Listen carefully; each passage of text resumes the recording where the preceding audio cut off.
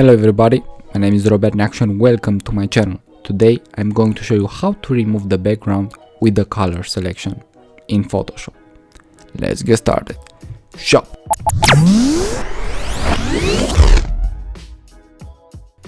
So this is the image and now let's remove the background. I choose this particular image because it's uniform and has only one color. This technique works only in this situation when you have only one color on the background.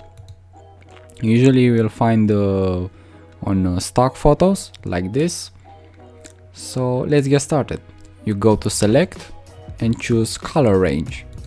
Now choose a color from the background and then play with the fuzziness until you are selecting the entire area, something like this.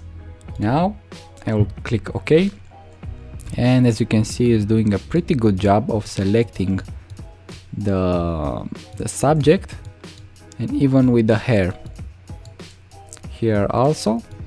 Now we need to invert the selection, CTRL plus SHIFT plus I, and then I will press CTRL plus J and I will close this layer, and as you can see I have only the subject.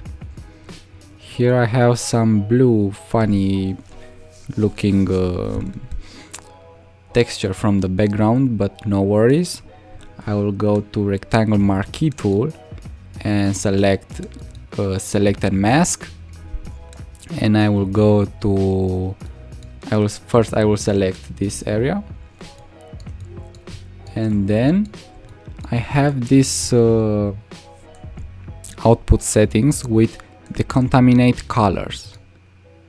I'll click this and then press OK, and as you can see it's doing a relatively good job with decontaminating the image. And that's how you select the background with the color selection and then you remove it. That's it. Thanks for watching. I hope this tutorial was very helpful for you. Let me know in the comment section what you want to learn next, and don't forget to like and subscribe to my channel. I post on every Monday, Wednesday and Friday. Robert Neacsu, Shop!